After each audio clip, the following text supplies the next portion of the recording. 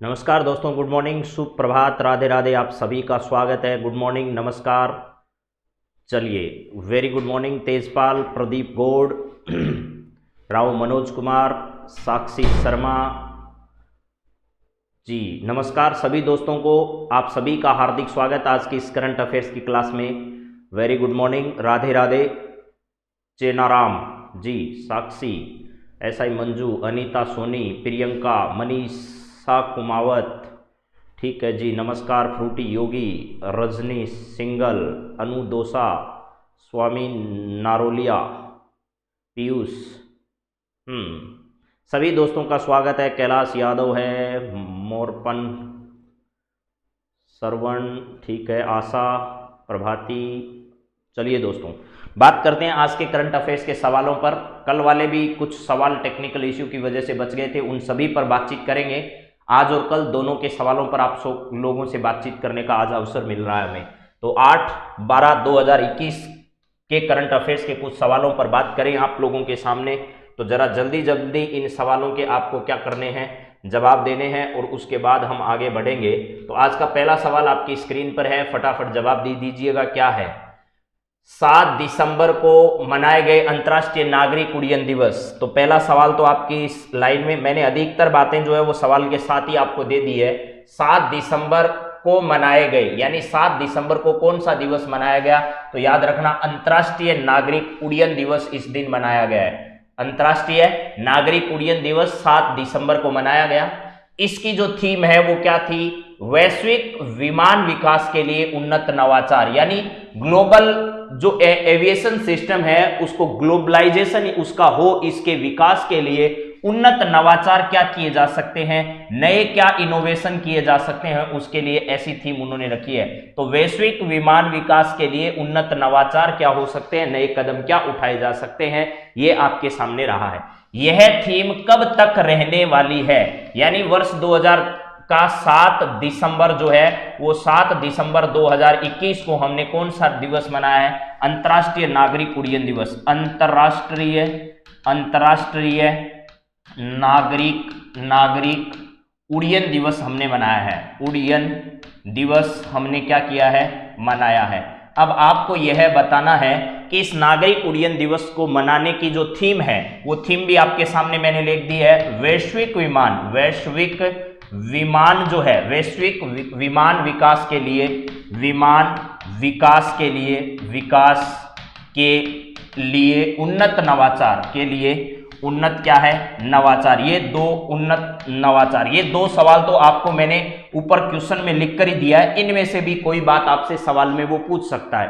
पहला, अंतर्राष्ट्रीय नागरिक उड्डयन दिवस मनाया कब जाता है? तो 7 दिसंबर को याद रखना है। फिर इस बार वर्ष 2021 की थीम क्या है? वैश्विक विमान विकास के लिए उन्नत नवाचार है। लेकिन आपका सवाल तो अलग है इससे। आपके लिए सवाल ये मैंने बनाया है कि यह थीम किस वर्ष तक रहने वाली है। तो ध्यान रखिएगा, यह 2022 तक तो रहने वाली नहीं है, 2022 तो आने वाला है, यानी 7 दिसंबर 2022 तक तो रहेगी। लेकिन यह थीम वर्ष 2023 तक रहने वाली है दोस्तों। कब तक? वर्ष 2023 तक यही थीम रहने वाली है, यानी 7 दिसंबर 2021 से 22 तक, और 22 से लेकर के फिर कब तक?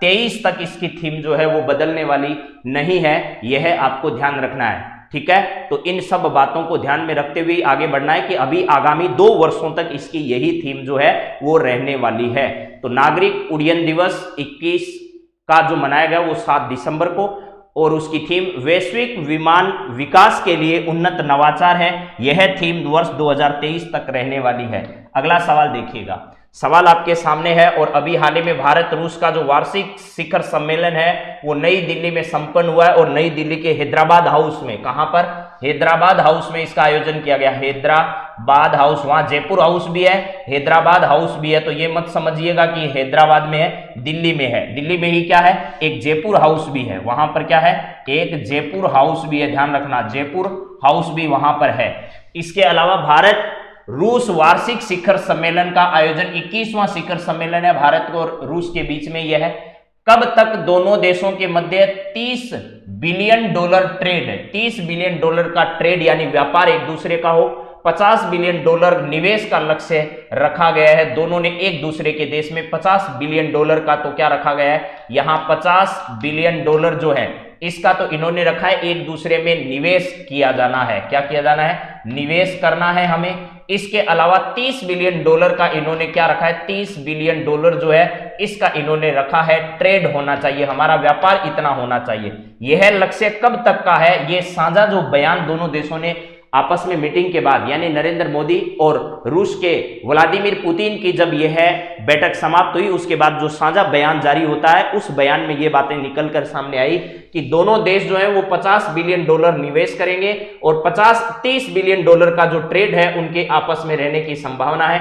ऐसे इस वार्षिक शिखर सम्मेलन में दोनों देशों ने अपना लक्ष्य रखा है। तो यह लक्ष्य जो है, यह लक्ष्य कब तक का रखा है, तो ध्यान रखना दोनों देशों ने 2025 तक इस लक्ष्य को प्राप्त करने की बात कही है कि हम 2025 तक इस प्रकार का काम कर लेंगे। तो इसका सही जवाब जो है क्या नहीं होगा, वो नहीं होगा 30, 22 और 27 नहीं होगा। इसका सही जवाब क्या होगा, 25 होगा। 25 तक दोनों देश इस प्रकार के लक्ष्य को क्या करेंगे, हासिल कर लेंगे।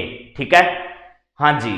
तो इस बात को थोड़ा आप अपने जेहन में ध्यान रखोगे तो ठीक रहेगा। भारत रूस वार्षिक शिखर सम्मेलन कौन सा, 21वां शिखर सम्मेलन आयोजित हुआ। प्लस ध्यान रखना इस बीच आपके 2+2 वार्ता, ये 2+2 वार्ता से नाम से ही पूछा जा सकता है आपसे कि हाल ही में 2+2 वार्ता किन दो देशों के मध्य हुई है, और वो भी दिल्ली में हुई है। तो ध्यान रखना वो भारत और किसके बीच में, भारत और रूस के बीच में आयोजित हुई है। और 2+2 वार्ता जब भी हो तो ध्यान रखना दो मंत्रालय आपस में बातचीत करते हैं। एक मंत्रालय है जिसका नाम रक्षा मंत्रालय है और एक मंत्रालय है जिसका है विदेश मंत्रालय। ये दोनों मंत्रालय है जो आपस में क्या करते हैं, बातचीत करते हैं। यानी रूस के और भारत के ये दोनों मंत्रालय अपने साझा बयान भी बाद में जारी करते हैं। इन दोनों के बीच में विभिन्न प्रकार के समझौतों पर क्या की जाती है, बातचीत की जाती है। तो अभी हाल ही में ये 2+2 वार्ता कहां संपन्न हुई है, तो दिल्ली में संपन्न हुई है। चलिए नेक्स्ट सवाल देखिए मेरे दोस्तों, क्या है, भारत ने रूस से अभी कुछ मिसाइल्स, कुछ इस प्रकार के जो हथियार हैं उसके संबंध में भी समझौता किया है। कौन से हथियारों को लेकर, भारत रूस ने राइफल्स प्राइवेट लिमिटेड, एक कंपनी है रूस की, राइफल प्राइवेट लिमिटेड के जरिए किस राइफल की खरीद के अनुबंध पर हस्ताक्षर किए हैं। यानी कौन सी ऐसी राइफल है जो बड़ी भारी मात्रा में, यानी लाखों की संख्या में उस राइफल को क्या किया जाएगा, खरीदा जाएगा। उस राइफल का आपको नाम बताना है। ठीक है, तो बताइए जरा क्या होगा सही जवाब। ठीक है, हाँ जी, रजनी सिंगल साहब करते हैं ना, आपको जो पीडीएफ वापस मिलती है उसमें आंसर के टिक किए हुए मिलते हैं, और कई बार बिना किए हुए मिलते हैं तो उसको वापस आंसर की आपको अलग से पीडीएफ दी जाती है।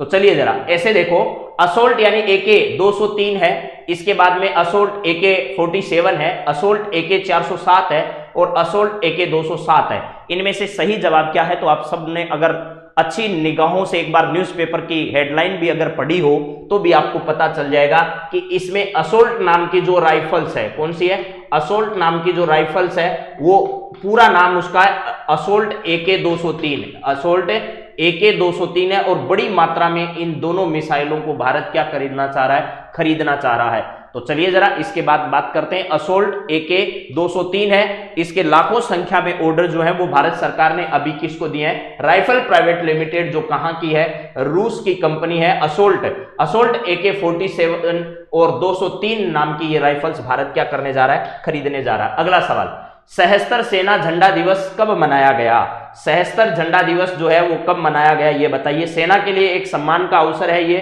और वैसे भी अभी सम्मान का अवसर चल रहा है, चाहे BSF हो, चाहे सेना हो, चाहे कोई सा भी हो, अभी लगातार चर्चा में रहती है सेना। देखिए कैसे, BSF ने तो अभी अपना 57वां स्थापना दिवस मनाया, कौन सा, 57वां स्थापना दिवस मनाया है। और वैसे इसका कार्यक्रम तो आयोजित किया गया 5 दिसंबर को, और स्थापना कब हुई है, 1 दिसंबर को। 1 दिसंबर को स्थापना। इस वर्ष 2021 में अपना इसने स्थापना वर्ष मनाया कब है, तो 5 दिसंबर को, यानी स्थापना तो इस दिन, लेकिन कार्यक्रम 5 दिसंबर को आयोजित हुआ।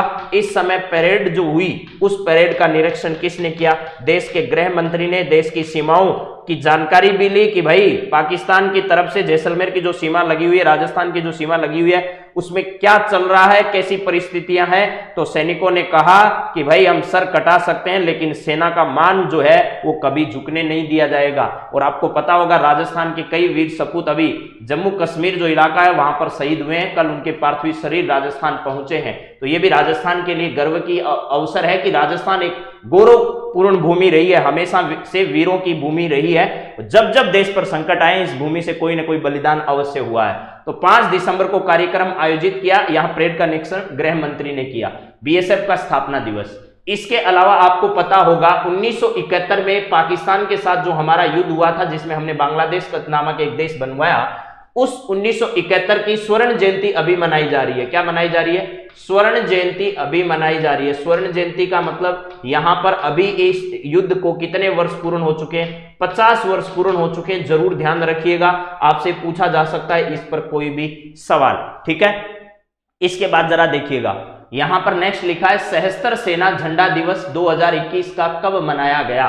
तो क्या 4 दिसंबर को, क्या 5 दिसंबर को, क्या 6 दिसंबर को, क्या 7 दिसंबर को? तो आप लोगों का सही जवाब आ गया है कितना? 7 दिसंबर 2021 को सशस्त्र सेना झंडा दिवस जो है वो क्या किया जा रहा है? मनाया जा रहा है। सशस्त्र सेना झंडा दिवस 2021 का कब? 7 तारीख को, 7 दिसंबर को मनाया जा रहा है। नेक्स्ट सवाल जरा देखिए क्या है। भारतीय कृषि अनुसंधान संस्थान जो है उसके बारे में अगर हम बात करें तो देखिएगा यहां क्या है। सवाल है भारतीय कृषि अनुसंधान परिषद की ताजा रैंकिंग में प्रथम स्थान प्राप्त संस्थान इनमें से कौन सा है? भारत की कृषि अनुसंधान परिषद है, उसने हाल ही में एक रिपोर्ट जारी की है कि देश में कृषि संस्थानों की स्थिति कैसी है। उस स्थिति में क्या कहीं भारत में राजस्थान का नाम आता है क्या? आपको यह बताना है। जवाब दीजिए फटाफट मेरे दोस्तों।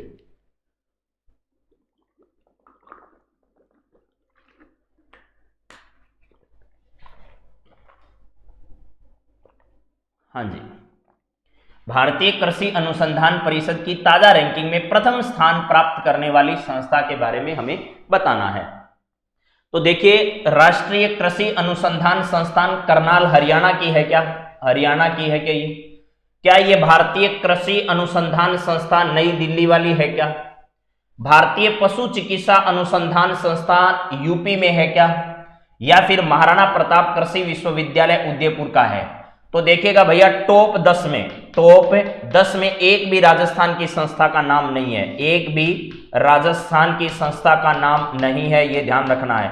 उदयपुर की संस्था का स्थान है वो भी है 15वां। कौन सा है? 15वां। महाराणा प्रताप कृषि विश्वविद्यालय जो है इसका एक स्थान है जरूर, लेकिन इसका भी कौन सा है? 15वां स्थान है। पहला स्थान है राष्ट्रीय डेयरी अनुसंधान संस्थान करनाल जो है वो पूरे देश भर में पहले स्थान पर है। किस मामले में? कृषि अनुसंधान के क्षेत्र में, कृषि में नए इनोवेशन करने में, उसके नए नए जो कार्यक्रम है उसके मामले में इनको इस प्रकार की रैंक जो है वो प्रदान की जाती है। तो प्रथम स्थान जो है वो राष्ट्रीय डेयरी अनुसंधान संस्थान करनाल हरियाणा का है। उसके बाद दूसरा स्थान जो है वो आपका किसका है? भारतीय कृषि अनुसंधान संस्थान नई दिल्ली है। देखिए, भारतीय कृषि अनुसंधान ये संस्था है और यहाँ क्या अनुसंधान परिषद है, दोनों अलग अलग है, इस बात को ध्यान रखना है।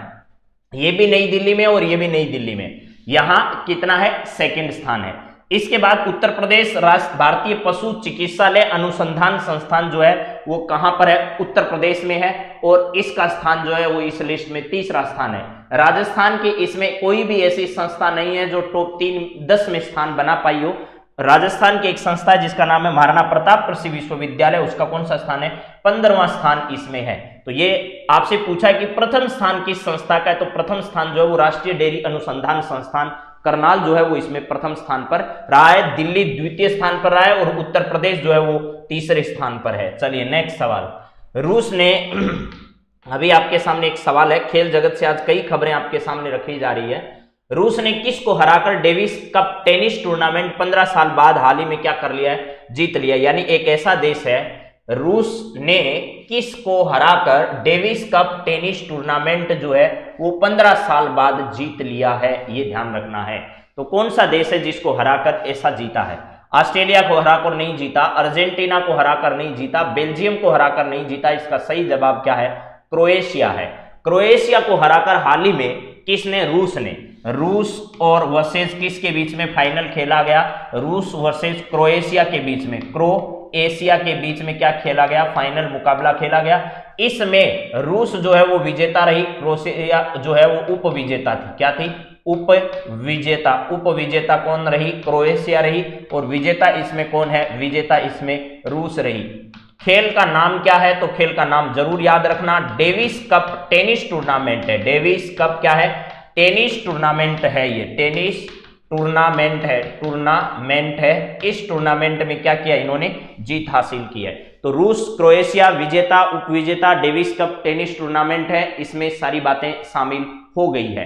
तो यहां पर इसका सही जवाब आपका क्या है? क्रोएशिया है। चलिए नेक्स्ट बात आपके सामने और क्या है? 8 दिसंबर को राष्ट्रपति रामनाथ कोविंद किस स्क्वाड्रन को प्रेसिडेंट्स स्टैंडर्ड से सम्मानित करेंगे?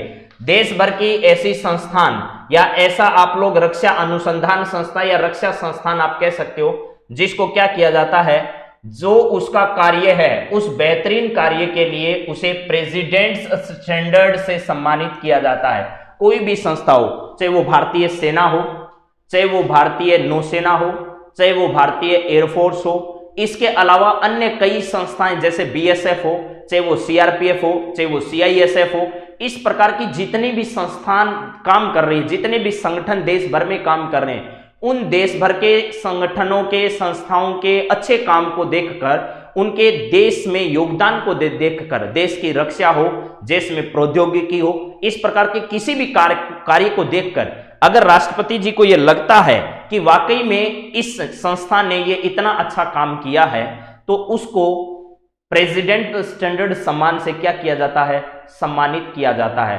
अभी हाल ही में ऐसा कौन सा संगठन है जिसको राष्ट्रपति जी 8 दिसंबर यानी आज की तारीख को क्या करने वाले हैं? आज 8 दिसंबर 2021 बुधवार को राष्ट्रपति जी प्रेसिडेंट्स स्टैंडर्ड सम्मान से उसको सम्मानित करने वाले हैं। ऐसे स्क्वाड्रन या ऐसे संगठन का आपको क्या बताना है? नाम बताना है। स्क्वाड्रन यहां लिखा है, इसका मतलब ये पक्का है एयरफोर्स से रिलेटेड हो सकता है क्या?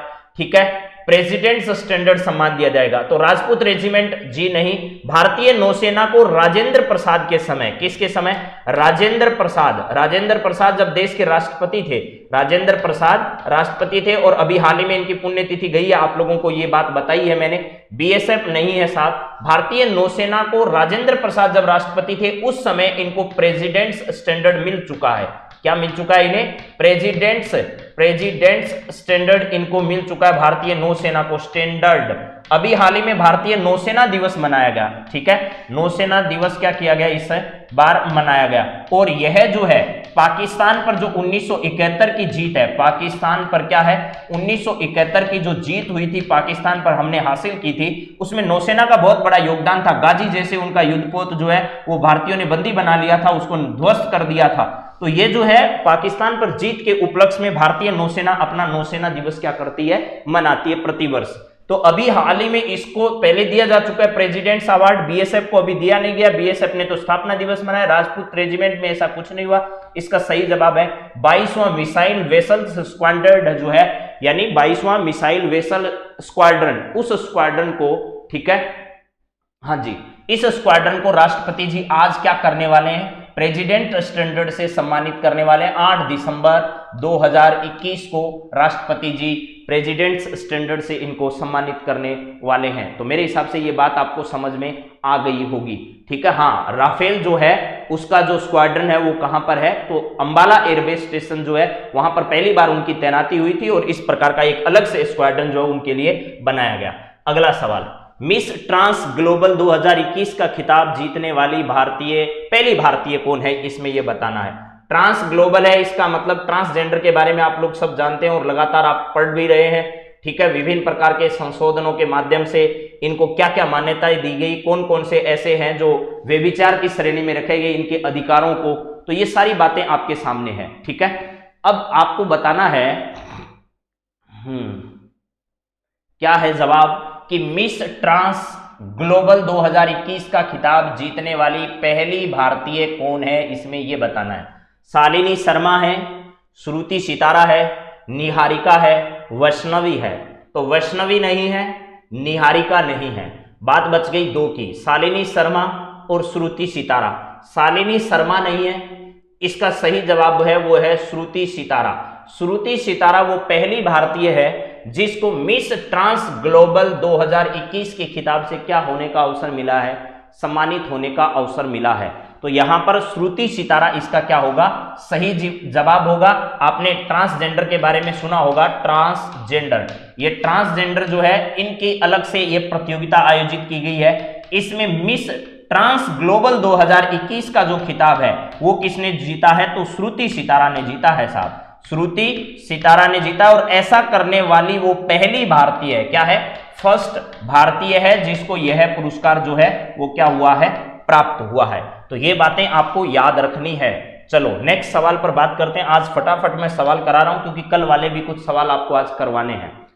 यहां ग्लोबल पुरस्कार विजेता आंग सान सू की को 4 साल की जेल की सजा सुनाई गई है, उनका संबंध इनमें से कहां से है, यानी कौन सा ऐसा देश है जिससे इनका संबंध रहा है, आपको यह बताना है। आंग सान सू की, ठीक है, आंग सान सू की जो है इनका संबंध कहां से है ये आपको बताना है।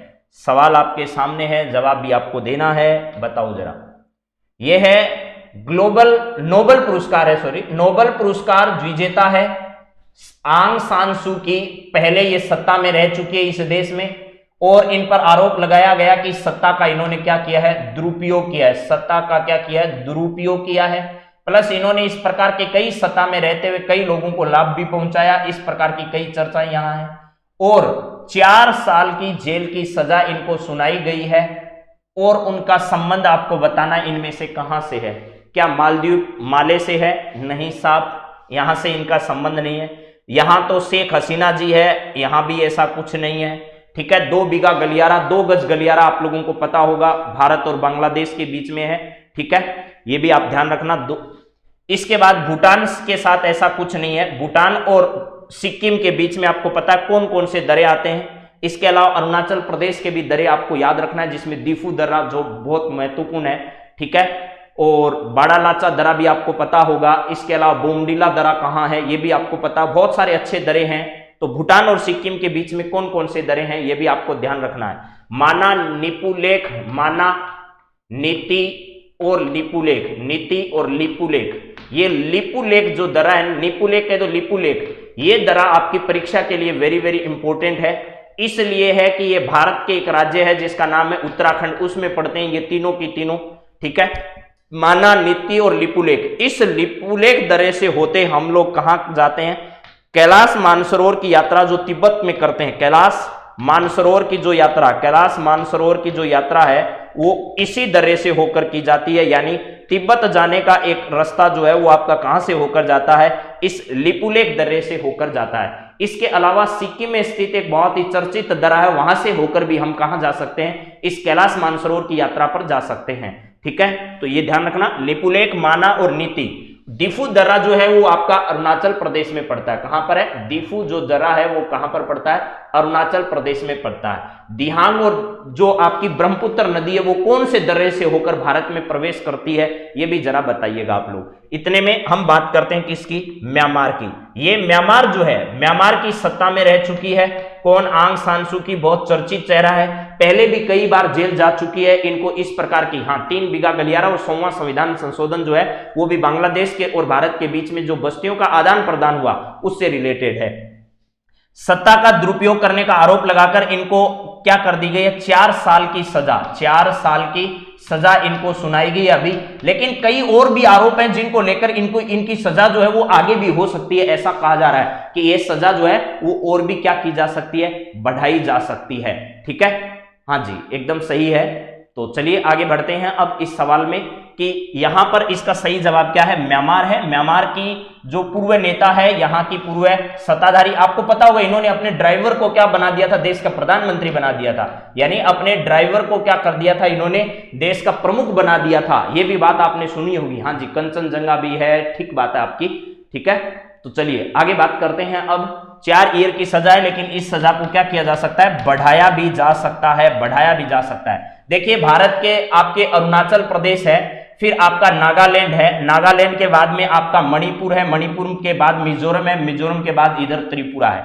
यहां पर एक पर्वत श्रृंखला पड़ती है, उस पर्वत श्रृंखला का आप क्या बताइए, नाम बताइए, जो भारत और म्यांमार के बीच में है। किसके बीच में? इधर तो अपना भारत है और भारत के 4 राज्य मैंने बता दिया, अरुणाचल प्रदेश है आपका, नागालैंड है, यहां पर आपका क्या है, यहां पर आपका पड़ता है मणिपुर, मणिपुर के बाद में मिजोरम, मिजोरम के बाद इधर आपका त्रिपुरा पड़ता है, ठीक है। इधर इसके बाद में आपका मेघालय है, असम है और बांग्लादेश भी यहां पड़ता है। तो यहां पर एक म्यांमार और भारत की सीमा पर, म्यांमार और भारत की सीमा पर कौन सी पर्वत श्रृंखला है, उस पर्वत श्रृंखला का भी क्या बताइए आप लोग, नाम बताइए। आ चुका है मेरे साथियों का जवाब, अराकाम योमा जो श्रृंखला है, अराकाम योमा जो पर्वत श्रृंखला है वो यहां पर पड़ती है, अराकाम योमा, अराकाम योमा पर्वत श्रृंखला जो है वो इस दोनों के बीच में सीमा निर्धारण का क्या करती है, काम करती है। इस बात को भी जरूर आप क्या करिएगा, ध्यान रखिएगा, ठीक है। अराकाम योमा पर्वत श्रृंखला है। चलिए नेक्स्ट सवाल पर बात करते हैं, अगला देखिएगा। यहां पर अगला सवाल आपके सामने है और बहुत ही अच्छा सवाल है और खूब चर्चा में भी रहा यह सवाल। आपको बताना है क्या होगा इसका सही जवाब। बहरीन में आयोजित एशियाई यूथ पैरा ओलंपिक खेल 2021 में किस भारतीय खिलाड़ी ने स्वर्ण पदक जीता था, यह आपको बताना है। अभी अभी हाल ही में आपको बताया मैंने 2-3 दिन पहले कि बहरीन में किसका आयोजन किया जा रहा है, Asia youth para Olympic game 2021 का आयोजन कहां किया जा रहा है। यह सवाल वेरी वेरी इंपॉर्टेंट है भैया, क्या है, वेरी वेरी इंपॉर्टेंट सवाल है। आपसे पूछा जाएगा सीधा सीधा पेपर में कि एशिया यूथ पैरा ओलंपिक खेल 2021 का आयोजन कहां किया गया, तो आपको जवाब देना है उसका आयोजन बहरीन में किया गया। कहां पर? बहरीन में किया गया। उसके बाद है किस भारतीय खिलाड़ी ने स्वर्ण पदक इसमें जीता है, तो उस खिलाड़ी का नाम क्या है, कशिश है, शालिनी है, देवेंद्र झाझड़िया है, संजय नीलम है। तो इसका सही जवाब है कशिश। क्या है? कशिश ने इसमें स्वर्ण पदक जीता है। कशिश ने एथलेटिक्स में क्या जीता है, कशिश ने यहां पर स्वर्ण पदक हासिल किया, यानी गोल्ड मेडल यहां पर जीता है, गोल्ड मेडल यहां जीता है। बहुत अच्छा सवाल बनेगा यहां से पेपर में। अब देखिए अगले इसमें एक ऑप्शन मैंने दिया देवेंद्र झाझड़िया, ये राजस्थान के चूरू जिले का एक गांव पड़ता है, झाझड़ियों की ढाणी वहां से संबंधित है और चूरू जिले की एक तहसील है जिसका नाम क्या है, सादुलपुर यानी राजगढ़, सादुलपुर। ये सादुलपुर वो दूसरे वाला नहीं है, ये सादुलपुर है जिसको राजगढ़ के नाम से भी जाना जाता है और राजगढ़ भी वो नहीं है जो अलवर वाला है, ये ध्यान रखना है। सादुलपुर यानी राजगढ़ के नाम से इसे जाना जाता है। यहां पर झाझड़ियों की ढाणी से संबंधित है। 3 मेडल ये ओलंपिक में प्राप्त कर चुके हैं। 3 मेडल जो है वो कहां प्राप्त कर चुके हैं, ओलंपिक में इन्होंने मेडल प्राप्त किए हैं, ओलंपिक। इसमें से इनके पास जो है वो 2 गोल्ड मेडल हैं, 2 क्या है, गोल्ड मेडल है। और इस बार इन्होंने एक क्या जीता है, सिल्वर मेडल जीता है। ये भी ध्यान रखना। इनका संबंध जो है वो किससे है, भाला फेंक से है, भाला फेंक से इनका संबंध है। भाला फेंक दिवस में, भाला दिवस कब मनाया जाएगा ये भी बता दीजिएगा जरा, भाला दिवस जो है वो किस दिन मनाया जाएगा। और यह जो है नीरज चोपड़ा जो है, नीरज चोपड़ा ने जब गोल्ड मेडल जीता तो देश ने यह फैसला किया कि हम इस दिन भाला फेंक या भाला दिवस जो है वो क्या करने वाले हैं, मनाने वाले हैं। नीरज चोपड़ा के नाम पर पुणे महाराष्ट्र में एक क्या बनाया गया, स्टेडियम का नाम भी सेना ने रख दिया है, ये भी आपको मालूम है मेरे हिसाब से। तो अब जरा बताइए। और अभी हाल ही में स्कूल विजिट जो अभियान है, वो स्कूल विजिट अभियान 4 दिसंबर 2021 से गुजरात से सबसे पहले स्टार्ट किसने किया है, वो स्टार्ट सबसे पहले नीरज चोपड़ा ने किया। आपका सही जवाब भी आ चुका है। इसका मतलब है 7 अगस्त आपने याद कर रखा है। 7 अगस्त और 9 अगस्त जरूर ध्यान रखना। 9 अगस्त विश्व आदिवासी दिवस मनाया जाता है और 7 अगस्त को भाला फेंक दिवस जो है वो मनाया जाता है।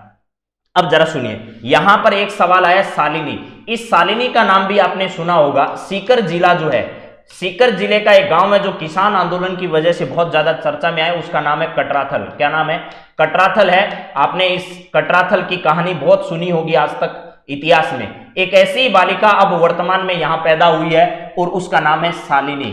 इस शालिनी जो है, ये शालिनी दृष्टि बाधित है। क्या है, दृष्टि बाधित है शालिनी, दृष्टि बाधित है कौन, शालिनी। और शालिनी जो है वो एथलेटिक्स इस एशियाई यूथ पैरा ओलंपिक में भाग लेने के लिए कहां जाना चाहती थी, बहरीन जाना चाहती थी। लेकिन बहरीन जाने के लिए इनके जो पासपोर्ट थे, ये माँ और बेटी दोनों जाना चाह रही थी, लेकिन इसके पासपोर्ट में कुछ कमियां आने की वजह से इनको जाने नहीं दिया गया। और न्यूज़पेपर में जो छपने के बाद वो खबर छपी तो उसके बाद इनको रातों रात कहां भेज दिया गया, Asia youth para Olympic game में भाग लेने के लिए बहरीन भेज दिया गया है। यानी सुर्खियों में रहने वाली शालिनी जो है वो एशियाई यूथ पैरा ओलंपिक में भाग लेने जो गई है, उस खिलाड़ी का संबंध कहां से है, तो सीकर जिले का जो कठरातल गांव है, उस कठरातल गांव से क्या है, यहां पर संबंधित है। ये ध्यान रखना है। जो अंजना देवी चौधरी का नाम आपने सुना होगा, अंजना देवी चौधरी के नेतृत्व में यहां महिलाओं ने बड़ी संख्या में जो है वो यहां के ठिकानेदारों के खिलाफ जो आंदोलन चलाया था, वो किसान आंदोलन की वजह से कठरातल का किसान आंदोलन, सीकर जिले का यानी शेखावाटी के किसान आंदोलनों में, शेखावाटी के किसान आंदोलनों में बड़ी संख्या में चर्चित रहता है। लगभग 1000 के आसपास महिलाओं यहां एकत्र होकर जो है वो प्रदर्शन किया था। वही स्थान कठरातल है, वहां से संबंधित है कौन, शालिनी। और इन्होंने हाल ही में बहरीन में आयोजित एशियाई यूथ पैरा ओलंपिक गेम में क्या किया है, भाग लिया है। तो यह सवाल बहुत अच्छा बनेगा आने वाले दिनों में पेपर में। चलिए अगला सवाल बात करते हैं। ये कल सवाल आपको करवाया था मैंने, संयुक्त सैन्य प्रशिक्षण अभ्यास एक्स इक्विरिन का 11वां संस्करण किसके मध्य आयोजित हुआ है। तो ये अभी हाल ही में आपको करवा दिया गया सवाल कल की क्लास में। तो इसका सही जवाब क्या था, भारत श्रीलंका, भारत नेपाल, भारत फ्रांस, भारत मालदीव। तो इसका आयोजन भारत और किसके बीच में किया गया है, मालदीव के बीच में सैन्य प्रशिक्षण का आयोजन किया गया है। अगला सवाल देखिएगा जरा, 21वां भारत रूस वार्षिक शिखर सम्मेलन का आयोजन कहां किया गया, तो नई दिल्ली के हैदराबाद हाउस जो है वहां पर 21वां भारत रूस वार्षिक शिखर सम्मेलन का क्या किया गया, आयोजन किया गया, जिसमें $30 बिलियन और $50 बिलियन, $30 बिलियन और $50 बिलियन जो है उसके समझौतों पर दोनों देशों ने साझा अभियान जारी किया और कहा है कि 2025 तक हम एक तो हमारा ट्रेड और एक हमारा निवेश जो है उसको 2025 तक इतना इतना क्या कर देंगे, पूरा कर देंगे। ये बात हुई है। प्लस एक ध्यान रखना, AK-203 नाम की राइफल्स जो है इनको लेकर भी समझौता दोनों देशों के बीच में हुआ है। अगला सवाल, डॉक्टर भीमराव अंबेडकर की पुण्यतिथि महापरिनिर्वाण दिवस के रूप में कब मनाई गई, 2 दिसंबर को नहीं, 3 दिसंबर को नहीं, 4 दिसंबर को नहीं, 6 दिसंबर को क्या किया गया, डॉक्टर भीमराव अंबेडकर की पुण्यतिथि यानी महापरिनिर्वाण दिवस जो है वो हाल ही में क्या किया गया, मनाया गया। चलिए यहां पर अगला सवाल है, पब्लिक सर्विस एपिक्स नामक पुस्तिका का विमोचन हाल ही में किसने किया। कल ये सवाल हमारा चल रहा था और बीच में क्या हो गया था, टेक्निकल इश्यू की वजह से क्लास कल बीच में ऑफ हो गई। तो अब जरा देखिएगा, पब्लिक सर्विस एपिक्स नाम की एक पुस्तक हाल ही में पब्लिक अकाउंट्स कमेटी आपने पढ़ी होगी, पब्लिक अकाउंट्स कमेटी, उस पब्लिक अकाउंट्स कमेटी की स्थापना के 100 वर्ष पूर्ण होने के उपलक्ष्य में क्या किया गया था, एक पब्लिक सर्विस एपिक्स नाम की पुस्तिका का विमोचन किया गया। हाल ही में किसके द्वारा, ओम बिड़ला के द्वारा, रामनाथ कोविंद के द्वारा, वेंकैया नायडू, नरेंद्र मोदी। तो इसका सही जवाब जो था वो था वेंकैया नायडू के द्वारा किया गया। और इस कार्यक्रम को जो है वो किसकी देखरेख में आयोजित किया गया, ओम बिड़ला के, क्योंकि ये पीएससी जो होती है ये लोकसभा की मुख्य भूमिका होती है। इसमें किसकी, लोकसभा की मुख्य भूमिका इसलिए होती है कि 22 में से 15 मेंबर इसमें से होते हैं और राज्यसभा जो है उस राज्यसभा में से ध्यान रखना कितने मेंबर होते हैं, 7 होते हैं। 15 और 7 22 मेंबर टोटल इसमें होते हैं, आपको ये बात भी पता है। और इसका जो अध्यक्ष होता है, उसका जो अध्यक्ष होता है वो विपक्षी दल का होता है और विपक्षी दल जो होता है उसके व्यक्ति को अपॉइंट कौन करता है, तो नियुक्ति जो है वो ध्यान रखना लोकसभा का अध्यक्ष करता है। कौन करता है, लोकसभा अध्यक्ष इसको अपॉइंट करते हैं, लोकसभा अध्यक्ष इसको क्या करते हैं, अपॉइंट करते हैं। लोकसभा अध्यक्ष इसका अपॉइंट करने का क्या करते हैं, काम करते हैं। और ध्यान रखना इसके द्वारा इस लोक लेखा पीएससी समिति की जो रिपोर्ट आती है उस रिपोर्ट को जांच करने का काम किसका है, यानी ये किसकी जांच करती है, तो आपको नियंत्रक एक महालेखा सीएजी का नाम सुना हो, सीएजी ने जो रिपोर्ट प्रस्तुत की है उसकी पूरी जांच करने का काम किसका है, पीएससी का है। यानी पीएससी क्या करती है, सीएजी ने जो रिपोर्ट रखी है, कहीं सीएजी ने पैसे वैसे लेकर रिपोर्ट सही तो नहीं कर दी है, इस बात की जानकारी, चप्पे चप्पे की जानकारी जो है वो कौन लेती है, पीएससी लेती है। तो इस पुस्तक का पब्लिक सर्विस एपिक्स नाम की एक पुस्तक का हाल ही में विमोचन किसने किया है, तो वेंकैया नायडू जी ने किया है। ये बात अपने भेजे में आप बैठा लेना। चलिए नेक्स्ट बात करते हैं अगले सवाल पर।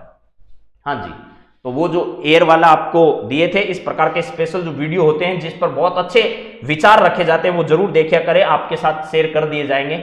इसके अलावा न्यूज ऑन AIR वाली जो है उसमें दिन भर के 2, एक सुबह और एक शाम, अच्छा आपका करंट अफेयर्स बनाना है, करंट अफेयर्स में रुचि आपको जागृत करनी है, तो वो आपको 2 टाइम जरूर सुनना चाहिए। वो भी आप लोगों को उपलब्ध करवाते रहेंगे समय समय पर। और इस प्रकार के किसी अच्छे विषय पर जो डिबेट होते हैं वो डिबेट भी आपको जरूर सुनने चाहिए, और आपकी परीक्षा के लिहाज से जो महत्वपूर्ण होंगे आप तक वो सब पहुंचा दिए जाएंगे, वो आप लोग देख लीजिएगा। अगला है रुपए ऑन द गो सेवा की शुरुआत किस मंत्रालय द्वारा की गई है।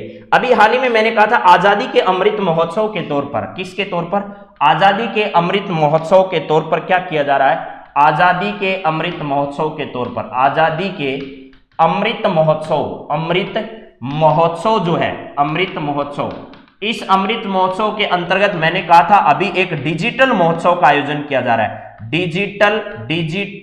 डिजिटल महोत्सव का क्या किया जा रहा है, आयोजन किया जा रहा है। डिजिटल महोत्सव सप्ताह का क्या किया जा रहा है, आयोजन किया जा रहा है। ये सप्ताह का जो आयोजन किया गया, इसी के तहत हमारे रेल मंत्री और इसके अलावा सूचना एवं संचार प्रौद्योगिकी मंत्री जो हैं, कौन है, वैष्णव जी जो हैं, आपको पता होगा राजस्थान के अजमेर से संबंधित है। कहां से है, राजस्थान के अजमेर से संबंधित है। उस मंत्री का एक तो नाम बताइएगा, ठीक है। और यहां पर अश्विनी वैष्णव उनका नाम है, नाम मैंने बता दिया, राजस्थान के अजमेर से संबंधित है अश्विनी वैष्णव, अश्विनी वैष्णव। इनके पास भी 2 मंत्रालय, अश्विनी वैष्णव इनका क्या है, नाम है। राजस्थान के अजमेर से संबंधित है, पूर्व में आईएएस अफसर रह चुके हैं। और उड़ीसा का जो बीजू जनता दल है उसकी तरफ से ये वर्तमान में राज्यसभा के क्या है, राज्यसभा के सदस्य हैं। ये बात भी आप ध्यान रखना, राज्यसभा मेंबर हैं। अब रुपए ऑन द गो सेवा की शुरुआत किस मंत्रालय द्वारा की गई है, तो अभी हाल ही में इस डिजिटल महोत्सव सप्ताह के अवसर पर, ठीक है, यह किया गया है।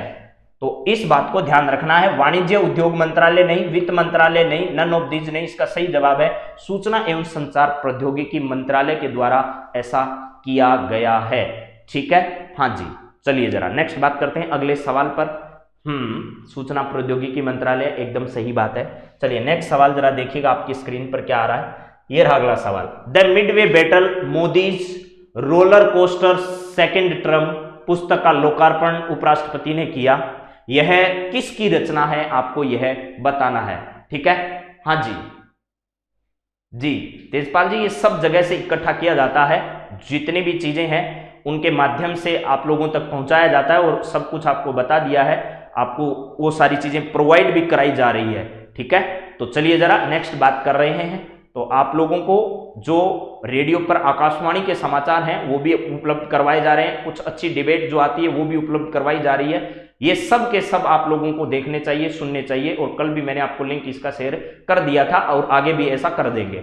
यहां है the Midway battle Modi's roller coaster second term पुस्तक का लोकार्पण उपराष्ट्रपति ने किया।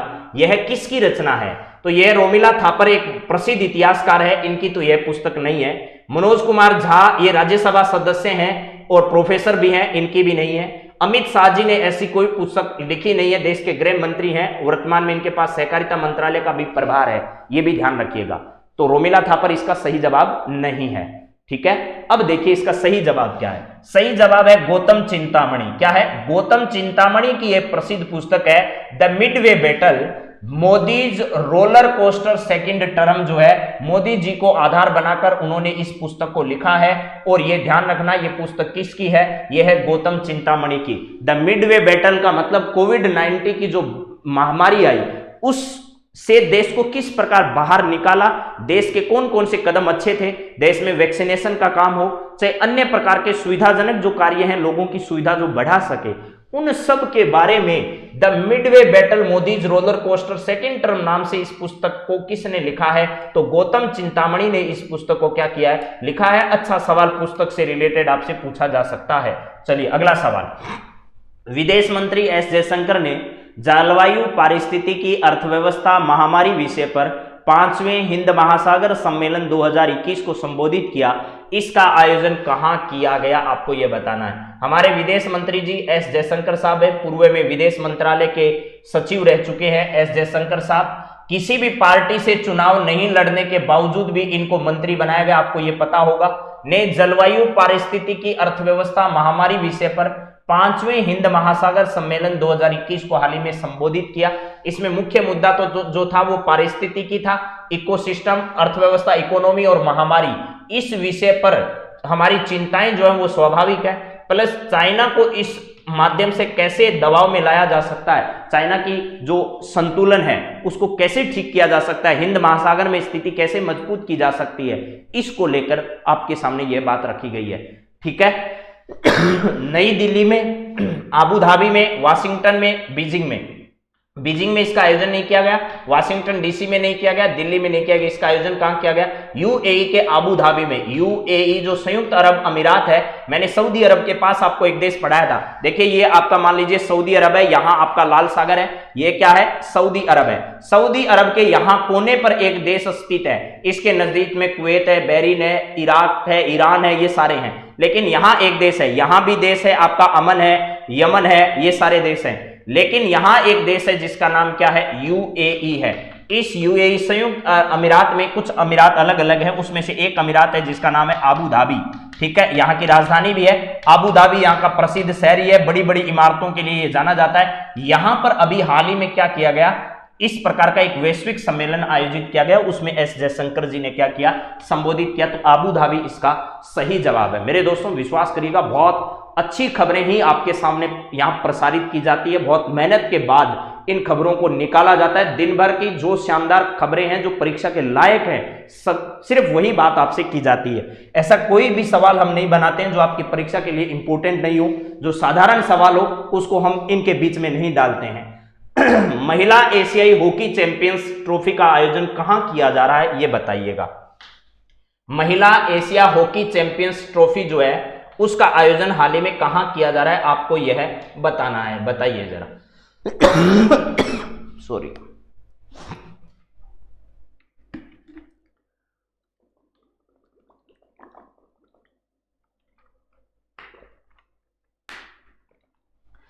हाँ जी, सवाल है महिला एशियाई हॉकी चैंपियंस ट्रॉफी का आयोजन कहां किया जा रहा है अभी हाल ही में?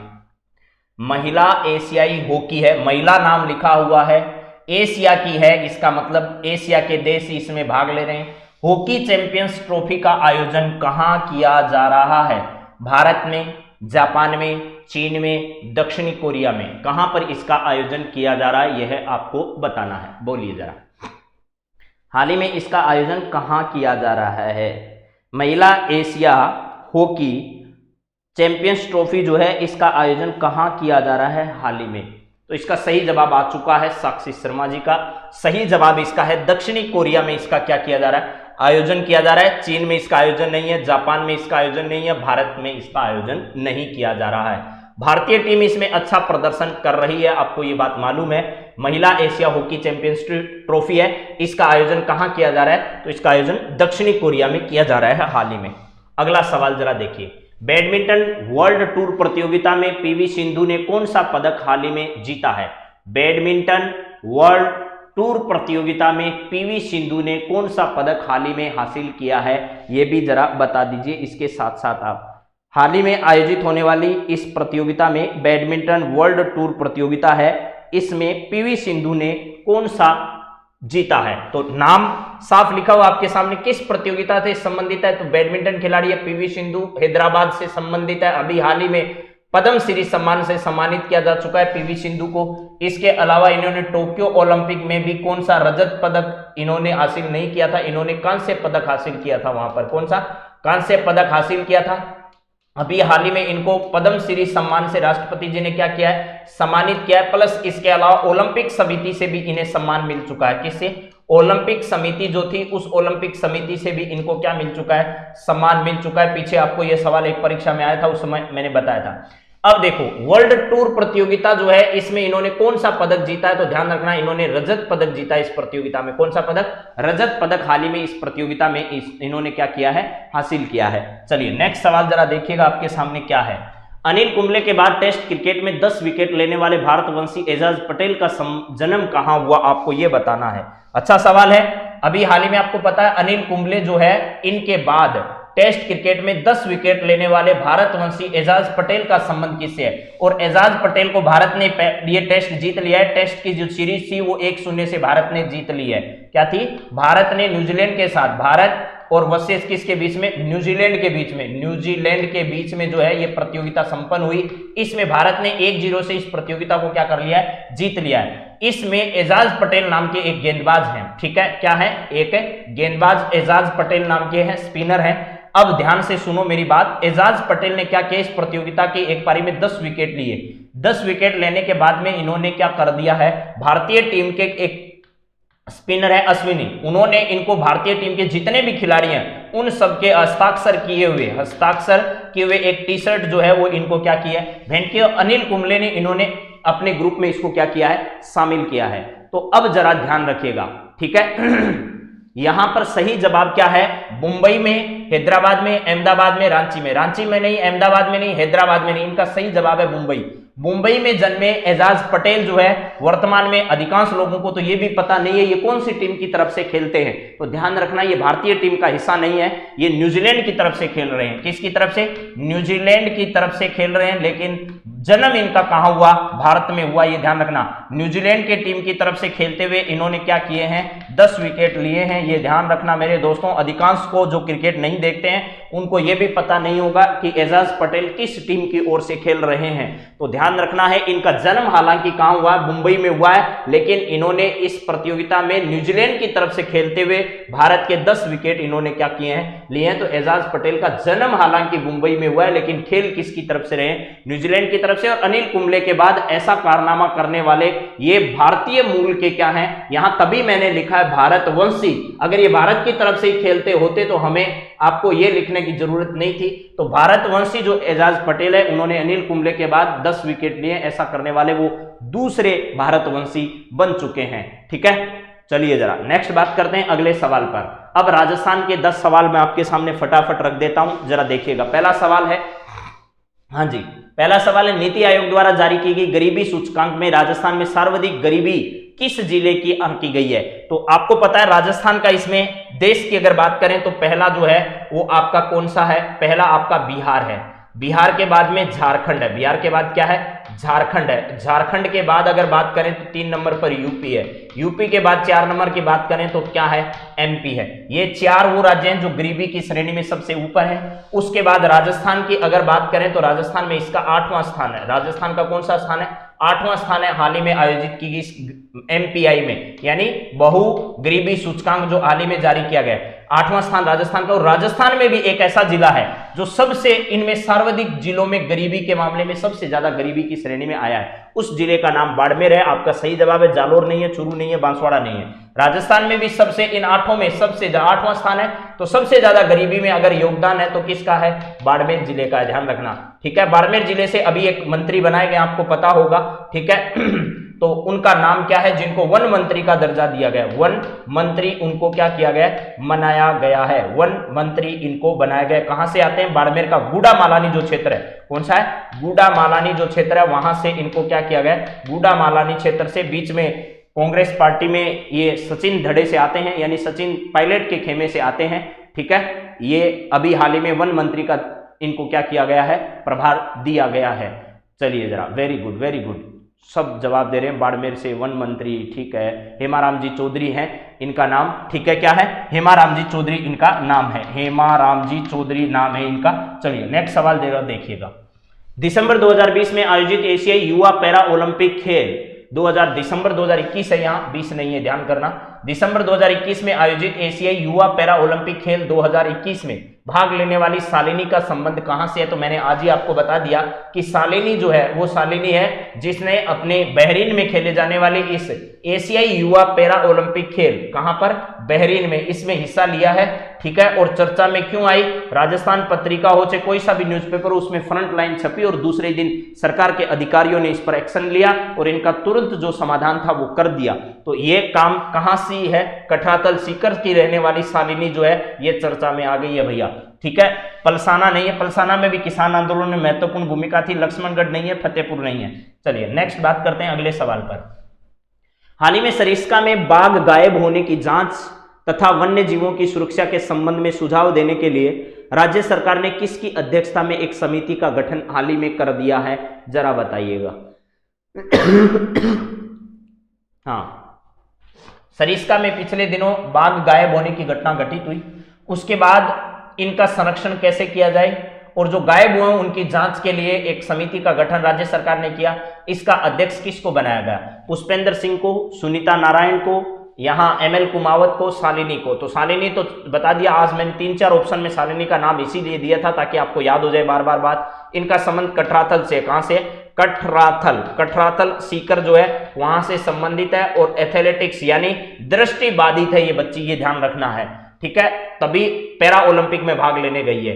इसका सही जवाब जो है वो क्या है? पुष्पेंद्र सिंह है। इनकी अध्यक्षता में एक समिति का गठन किया गया है जो सरिस्का में गायब बाघ की और वन्य जीवों का सुरक्षा और उनका संरक्षण कैसे किया जाए इस संबंध में राज्य सरकार को सुझाव देगी। सुनीता नारायण नहीं है, ML कुमावत की अध्यक्षता में RPSC में जो कुछ भी परीक्षाओं संबंधी सुधार करने हैं उस परीक्षा संबंधी सुधार के बारे में सुझाव देने के लिए एक समिति का गठन किया गया जिसका नाम क्या था? ML कुमावत समिति था। चलिए नेक्स्ट बात करते हैं। अगला सवाल क्या है? हाल ही में राजस्थान की पहली और देश की दूसरी डिजिटल यूनिवर्सिटी किस जिले में खुलने जा रही है? ध्यान से पढ़ लो भैया सवाल। राजस्थान की तो पहली ही होगी, राजस्थान में इस प्रकार की डिजिटल यूनिवर्सिटी अब तक नहीं है, लेकिन देश की क्या होगी? देश की है दूसरी डिजिटल यूनिवर्सिटी बनने जा रही है। इस यूनिवर्सिटी का आपको क्या करना है? जिला बताना है जहां जिस जिले में इसे खोला जाना है।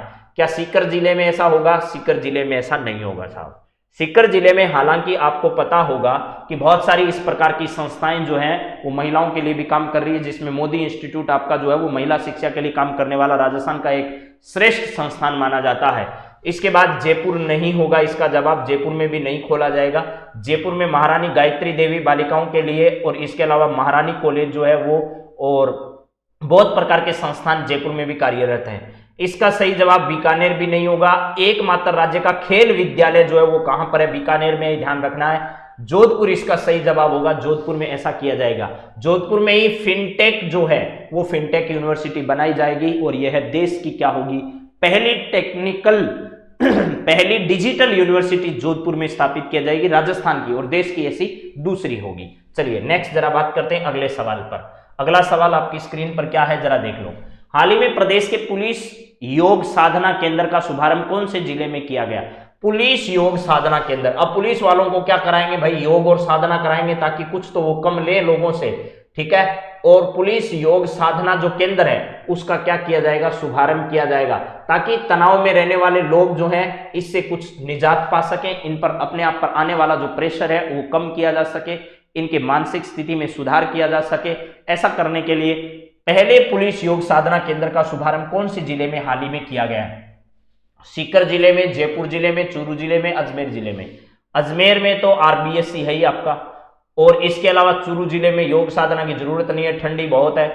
इसके अलावा जयपुर में भी ऐसा नहीं किया गया है। इसका सही जवाब है सीकर वाले पुलिस वाले ना, वहां पर क्या किया जाएगा? पुलिस योग साधना केंद्र की स्थापना की जाएगी, ठीक है। हाँ जी, तो इस बात को ध्यान रखना। हाल ही में प्रदेश के पहले पुलिस योग साधना केंद्र का शुभारंभ किस जिले में किया गया है? तो सीकर जिला जो है वो इसका सही जवाब होगा। सीकर जिले में ऐसा किया जाएगा। मेरी बात आपको समझ में आ गई होगी, ठीक है। Very good. अरे सब जयपुर मत याद करो रे, सीकर याद करो। जयपुर को भूलो, सीकर याद करो। सब लोग सीकर में नहीं, जयपुर में नहीं होगी सारी संस्थाएं। चलिए अगला देखिए। राज्य की पहली किसान स्पेशल ट्रेन असम के बाहीहाटा के लिए राज्य के किस जिले से शुरू की गई? ये आपको बताना। राज्य की पहली किसान स्पेशल ट्रेन जो थी वो असम के बाहीहाटा जगह को जानी थी, लेकिन राजस्थान के किस जिले से वो शुरू होकर वहां गई? और प्याज जो है वो प्याज की किस्म जो है वो अलग अलग प्याज जो है वो लेकर वो वहां पहुंची, लेकिन पहुंची कितने घंटे लेट? आप अंदाजा लगाकर देखिए, वो इतनी लेट पहुंची कि उसमें भरा हुआ प्याज ही सड़ गया। जो कीमत किसानों को मिलनी थी उससे कम कीमत पर वो वहां जाकर क्या होगा? बिकेगा। तो ऐसा कहां पर किया गया है आपको ये बताना था। तो ऐसा किया गया भैया, जयपुर से शुरू नहीं हुई, जोधपुर से भी नहीं गई, बीकानेर से भी नहीं गई। यह ट्रेन कहां से चलकर गई? अलवर से चलकर गई। स्पेशल किसान ट्रेन है और राजस्थान में पहली किसान रेल ट्रेन है, ध्यान रखना। वैसे आपको पता है पहले भी किसान ट्रेनें चलाई जा चुकी है, महाराष्ट्र से लेकर भी चलाई गई है, दिल्ली से लेकर भी चलाई गई है, लेकिन राजस्थान की यह पहली ट्रेन है और यहां पर प्याज प्रसिद्ध कहां का है, अगर ये पूछा जाए तो ध्यान रखना प्याज प्रसिद्ध कहां का है, सीकर का है। ज्यादा प्याज बोया भी सीकर में जाता है, होता भी सीकर में, प्रसिद्ध भी सीकर का ही है। तो अलवर जो है यहां से जो है वो पहले किसान स्पेशल ट्रेन जो है वो असम के बाईहाटा के लिए रवाना हुई और बहुत ज्यादा लेट ये ट्रेन हुई। तो प्याज की जो किस्म थी या प्याज की जो खेती थी, प्याज जो थे वो सड़ गए। मुख्यमंत्री चिरंजीवी स्वास्थ्य बीमा योजना में हाल ही में कितने नए पैकेज जोड़े गए हैं? सरकार ने अभी अभी मुख्यमंत्री जी ने बड़ा सा बयान दिया और यह कहा कि हम मुख्यमंत्री चिरंजीवी स्वास्थ्य बीमा योजना है उसके पैकेज का मतलब इसमें शामिल होने वाली जो बीमारियां हैं जिनका इलाज मुफ्त में किया जा सकता है उसकी संख्याओं को हम क्या करने जा रहे हैं, बढ़ाने जा रहे हैं। तो हाल ही में ऐसे कितने जो चिरंजीवी स्वास्थ्य बीमा योजना में ऐसे कितने पैकेज जो है वो हाल ही में जोड़ा गया है, ठीक है, ये ध्यान रखिएगा आप लोग जरा देखो। यहां पर है स्वास्थ्य बीमा योजना में हाल ही में कितने नए पैकेज जोड़े गए हैं। 10 पैकेज नहीं जोड़े गए, 12 पैकेज नहीं जोड़े गए, 21 पैकेज नहीं जोड़े गए। सरकार ने 15 नए पैकेज, जैसे आपको पता है म्यूकोरमाइकोसिस जिसको हम black fungus, yellow fungus, white fungus के नाम से जानते हैं, उसको चिरंजीवी स्वास्थ्य बीमा में जोड़ा गया। उसी प्रकार सरकार ने कहा है कि हम ऐसे 15 नए पैकेज गरीब लोगों के लिए क्या करने वाले हैं, जोड़ने वाले हैं। आप ये बात ध्यान रखना है। ये मई 2021, कब, 1 मई 2021 से इस योजना को क्या किया था, सरकार ने आरंभ किया था। यह सवाल पिछली 3 प्रतियोगिता परीक्षाओं में पूछा जा चुका है, इस बात को आप ध्यान रखना है, ठीक है। चलिए अगले सवाल पर बात करते हैं। आज जल्दी जल्दी बात इसलिए कर रहे हैं कि सवालों की संख्या ज्यादा है। प्रवासी पक्षी पेरेग्रीन फाल्कन को लेकर के कौन सी झील हाल ही में राजस्थान की चर्चा में रही है? एक प्रवासी पक्षी है जिसका नाम है पेरेग्रीन फाल्कन, ये राजस्थान आया और राजस्थान की एक झील है जिसके किनारे इन्होंने अपना पड़ाव डाल लिया और अभी आपको बताना है जानबूझकर उनकी हत्या की जा रही है। क्या की जा रही है? जानबूझकर उनकी हत्या की जा रही है। और ऐसी घटना जो है वो पुलिस के पास पहुंची तो प्रशासन अलर्ट हो गया। जानबूझकर इनकी हत्या करने के मामले में ये पेरेग्रीन फाल्कन जो पक्षी है, इसको लेकर राजस्थान की कौन सी झील है जो हाल ही में क्या आ गई, चर्चा का विषय बन गई है? तो राजसमंद झील नहीं है। इसके अलावा यहां पर जो है वो आपको पता है विभिन्न प्रकार के साइबेरियन सार्स जो हैं उनकी भी यहां पर क्या हो रही है, बर्ड फ्लू से मृत्यु। कहां से? बर्ड फ्लू जो है, बर्ड फ्लू, इससे उसकी मृत्यु हो रही है अनेक पक्षियों की, जिसमें आपको पता होगा H5 जो N1 है, ये बर्ड फ्लू के लिए उत्तरदायी क्या है, वायरस है। तो अब राजसंबंध नहीं है, इसका सही जवाब जयसंबंध नहीं है, इसका सही जवाब पुष्कर नहीं है। यहां इसका सही जवाब क्या है, सांबर झील है। सांबर झील जो है, उस सांबर झील के किनारे ऐसी घटनाएं जो है वो सामने आई और सांबर झील में एवियन बोटुलिज्म नाम की बीमारी की वजह से पिछले दिनों यानी पिछले वर्ष भयंकर तबाही मची थी। वैसे ही इस बार बर्ड फ्लू में, लेकिन वो ज्यादा चर्चा में नहीं आ पाई। तो यहां आपको ध्यान रखना है क्या, सांबर झील जो है वो हाल ही में पेरेग्रीन फाल्कन की हत्या की वजह से चर्चा में रही है। भारत में यूट्यूब पर चौथे नंबर के टॉप क्रिएटर अमित कुमार का संबंध कहां से है, ये बताइएगा। भारत में यूट्यूब पर चौथे नंबर के टॉप क्रिएटर जो हैं वो अमित कुमार का संबंध कहां से है? देखिए यूट्यूब पर भी हमारे जो राजस्थान के सितारे हैं वो छा रहे हैं। इसके अलावा अभी अभी IIT जो है, उस IIT में आपको पता है एक प्लेसमेंट प्रोग्राम होता है। जैसे ही किसी बीटेक की डिग्री समाप्त होती है और बीटेक हो चाहे एमटेक हो, टेक्निकल की जब भी डिग्री समाप्त होती है अंतिम वर्ष में होता है तो उसे प्लेसमेंट का अवसर दिया जाता है। अभी हाल ही में IIT के किए गए प्लेसमेंट में राजस्थान के जो आपका कोटपुतली है, कोटपुतली जयपुर वाला, वहां के एक बच्चे ने राजस्थान का ही नहीं देश भर का हाईएस्ट पैकेज जो है वो करोड़ रुपए का पैकेज छोड़कर देश भर में काम करने का क्या किया है, अपना संकल्प दोहराया कि भाई मुझे करोड़ों रुपए दे दीजिए लेकिन मैं विदेश में काम नहीं करूंगा, मैं भारत में रहकर ही क्या करना चाहूंगा, काम करना चाहूंगा, चाहे मुझे इसके करोड़ रुपए का नुकसान क्यों ना हो जाए। उस कंपनी के विदेश में काम करने के करोड़ों रुपए के पैकेज को उस व्यक्ति ने क्या कर दिया, ठुकरा दिया, जिसे IIT में कंप्यूटर साइंस के तौर पर, किसमें, कंप्यूटर साइंस जो है, उस कंप्यूटर साइंस में क्या किया, बेहतरीन प्रदर्शन करने के लिए इस प्रकार की बात की गई और कंप्यूटर साइंस के बतौर इनको यहां पर चुना गया था। आपको यह भी बात ध्यान रखनी है। और अभी हाल ही में कंप्यूटर साइंस के ही एक व्यक्ति जिनको क्या किया गया है, जिनका संबंध कहां से है, अजमेर से है, उनको ट्विटर ने अपना क्या कर दिया, प्रमुख बना दिया। यह भी बात आपको बताई जा चुकी है, ठीक है। तो ये सारी बातें आपको ध्यान रखनी है। चलिए, यहां पर चूरू जिले से संबंध नहीं है इनका। यूट्यूब पर चौथे नंबर के सबसे टॉप क्रिएटर इनको कहा गया है। ये नाम किसका है? अमित कुमार है इनका नाम है। ये राजस्थान के अलवर जिले से संबंधित है, झुंझुनू से नहीं, सीकर से नहीं। कहां से संबंध है इनका? राजस्थान के अलवर जिले से इनका संबंध है और नाम है अमित कुमार। यूट्यूब पर चौथे नंबर के टॉप क्रिएटर। आपको पता है ये गेम वाले जब कभी भी यूट्यूब पर लाइव टेलीकास्ट किया जाता है तो उसमें लाखों लोग जो है वो लाइव उसको देखते हैं। ठीक है, हाँ, इनका नाम मैंने लिखा नहीं तो लिख देता हूं। चलो, पराग अग्रवाल इनका नाम है। ट्विटर के प्रमुख पराग अग्रवाल भी कहां से संबंधित है? राजस्थान से ही संबंधित है। चलिए, ये बात आपको ध्यान रखनी है। अलवर इसका क्या होगा? सही जवाब होगा। अगला सवाल देखिएगा। उदयपुर के मोहनलाल सुखाड़िया विश्वविद्यालय में ओपन थिएटर का उद्घाटन हाल ही में किसने किया?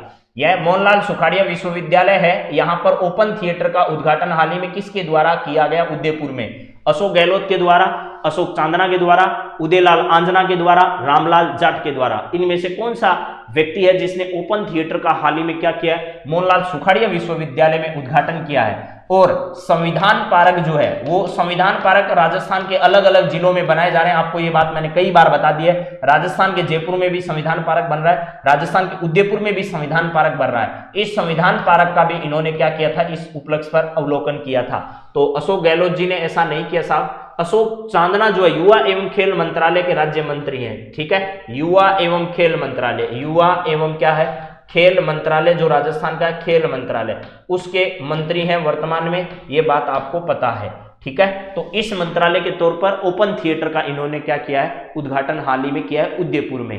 चलो जी, तो मेरे हिसाब से आज की खबरें आपके सामने समाप्त हो गई है, लेकिन फिर भी कुछ इंपॉर्टेंट आपके सामने शब्दावली जो मैंने रखने की कोशिश की थी वो भी देख लीजिएगा जरा।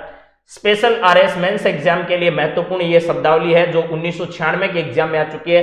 अधिकतर मेंस में वही शब्दावलियां आती है जो पूर्व किसी परीक्षाओं में आ चुकी है, और बाकी परीक्षाएं जैसे वीडियो जैसा एग्जाम है, पटवार जैसा एग्जाम है, उनमें इनमें से आए हुए अक्सर पूछे जाते हैं। तो एक्सोनरेट जो है वो दोष मुक्त करना है, एक्सोनरेट है।